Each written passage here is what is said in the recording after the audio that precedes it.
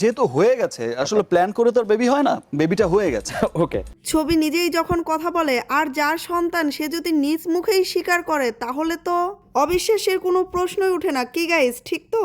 চলুন বুবলির কন্যা সন্তান নিয়ে মূল কাহিনী আর মূল বিষয়টা জেনে আসি।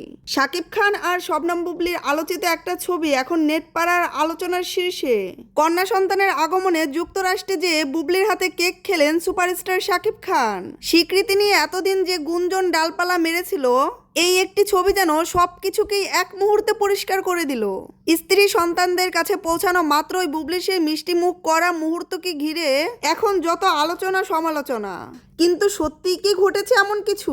গভীর পর্যবেক্ষণে দেখা যাচ্ছে বুবলির এই কেক খাওয়ানো ছবি শাকিব খানের যুক্তরাষ্ট্রে যাওয়ার এই তথ্যের সাথে বাস্তবতার মিল খুঁজে পাওয়া খুব কঠিন। মূলত লিটিজেনদের একাংশ এই ছবিটাকে কৃত্রিম বুদ্ধিমত্তা এআই এর কারসাজি বলে দাবি করছেন।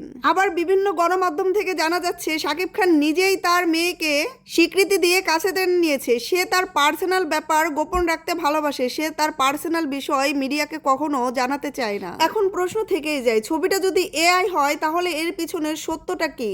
পুরো বিষয়ের কিনারা করতে আমাদের ফিরে যেতে হবে ফটোগ্রাফার গৌতম সাহার বক্তব্যে। তিনি স্পষ্ট বলেছিলেন শাকিব এখন দেশে নেই। তিনি আরো বলেন, যেহেতু শাকিব এখন দেশে নেই, তিনি বাচ্চাদের খোঁজ খবর নিয়েই দেশ থেকে বাহির হয়েছে, সবকিছু ম্যানেজ করেই তো গেছে। আবার অন্যদিকে বুবলিরও দেশে ফেরার সময় ঘনিয়ে এসেছে। এই দুই তথ্যের যোগসূত্র মিলিয়ে লিটিজেনরা ধারণা করছেন বুবলির উদ্দেশ্যে যুক্তরাষ্ট্রে গিয়েছে শাকিব খান। হয়তো বাস্তবে তারা আনন্দ মুহূর্ত এইভাবেই সময় কাটাচ্ছে, যা এআই এর মাধ্যমে কৃত্রিম রূপে প্রকাশ পেয়েছে।